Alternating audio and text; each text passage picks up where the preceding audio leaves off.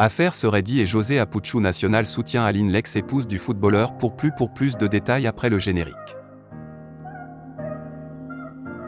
Avant de commencer, n'oubliez pas de vous abonner et d'activer la cloche de notification, car cela doit vous permettre de ne plus manquer nos prochaines vidéos. C'est parti.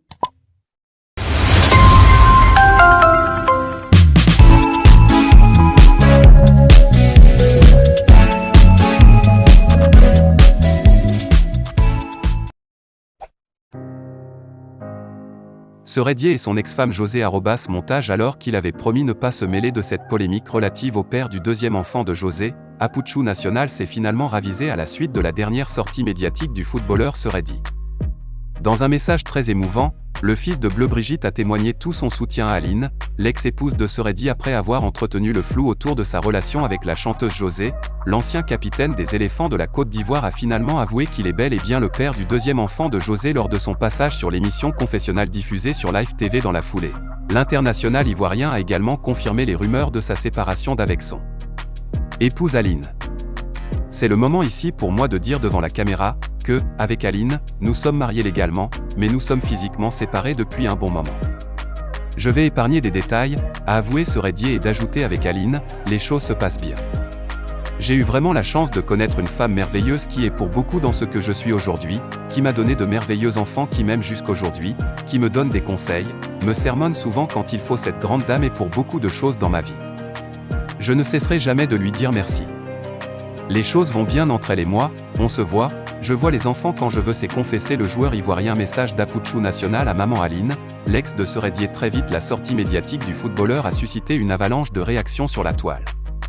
Dans le lot, Apuchu Nacional, qui avait pourtant refusé de dire quoi que ce soit sur cette affaire, a finalement réagi en envoyant un message à Aline: la seule chose que je peux dire, tu as pris ton courage et tu as fait parler ton cœur.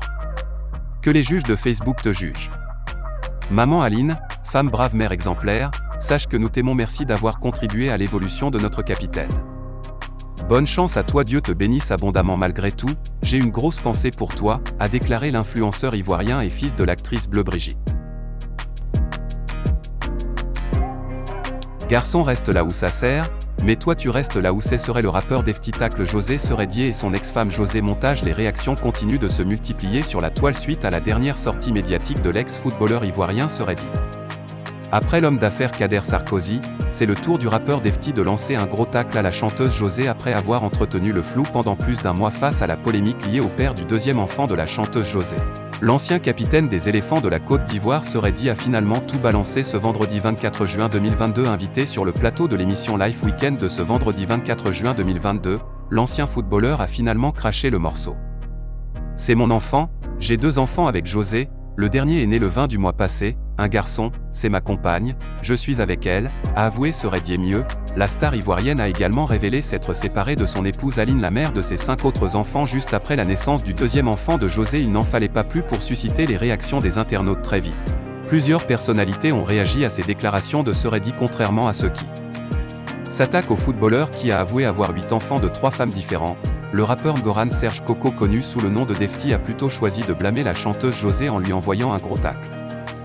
Garçon reste là où ça sert, mais José reste là où c'est, serait, a écrit le rappeur ivoirien sur sa page Facebook. Vie de star, Seredi officialise sa vie de couple avec José. Seredi a fait son choix, invité sur le plateau d'une chaîne de télévision ivoirienne dans la soirée du vendredi 24 juin 2022. L'ex-international footballeur ivoirien, Seredi Geoffroy sans faux fuyant, a abordé le chapitre de son épouse Aline et de sa compagne, la chanteuse José Priscille, parlant du cas de la célèbre artiste ivoirienne Yakourou José Priscille. L'ancien milieu défensif du FC Sion a indiqué qu'il était en couple et que cette dernière était officiellement sa compagne. Mieux, il est le père des 2 enfants de l'artiste, l'un né en décembre 2015 et l'autre en mai 2022. Concernant Aline, l'ancien capitaine des éléphants a fait savoir qu'il est toujours marié à Aline, celle avec qui il a eu 5 enfants. Malheureusement, ils sont en séparation de corps. Ces 2 ex-tourtereaux se sont certainement arrangés, puisque Seredi à l'antenne n'a jamais évoqué l'instance de divorce. J'ai eu vraiment la chance de connaître une femme merveilleuse qui est pour beaucoup dans ce que je suis aujourd'hui. Les choses se passent très bien, nous avons de bons rapports, a-t-il dit tout en remerciant Aline. À l'en croire, Aline ne l'en veut plus. Pour preuve, elle ne l'interdit pas de voir ses enfants quand il le désire. Bien au contraire, Elle se soucie également pour lui. Aline reste ma petite mère, a-t-il confié s'adressant à tous ceux qui agressent Aline et José sur les réseaux sociaux. Il a confessé que ces dames ne sont pour rien dans cette affaire. Selon lui, il est le seul responsable dans cette affaire qui a exposé ces deux dames sur les réseaux sociaux. Je n'ai pas fait les choses bien, je suis prêt à tout pour défendre ma famille, a-t-il déclaré profitant de l'antenne. Il a présenté ses excuses aux deux familles respectives de José et d'Aline. Aussi, face aux téléspectateurs, Seredi a annoncé qu'il a exactement 8 enfants. 5 avec Aline, 2 avec José et un autre avec Dame Dolina qui vit à Paris. Je m'excuse du mal que j'ai pu faire à vos mamans. Mais papa vous aime beaucoup, s'est-il adressé à ses enfants. Le 23 juin 2021, lorsque le tribunal criminel d'Abidjan condamnait Guillaume Soro, déjà contraint à l'exil à la perpétuité et prononçait la dissolution de son mouvement, Génération et Peuple Solidaire, GPS, le dessein était clair, voir l'ancien président de l'Assemblée nationale et son mouvement mettre la clé sous le paillasson.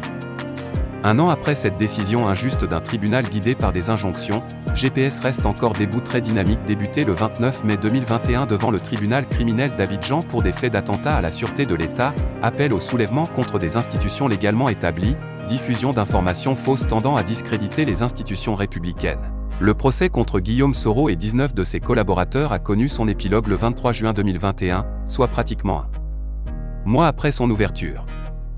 Durant tout le temps qu'a duré ce « simulacre de procès », comme l'a qualifié Afoussiata Bambalamine, l'accusation et le procureur de la République, Richard Adou, ont eu toutes les difficultés du monde pour établir la véracité des faits reprochés au président de Génération et Peuple Solidaire, GPS, et ses compagnons.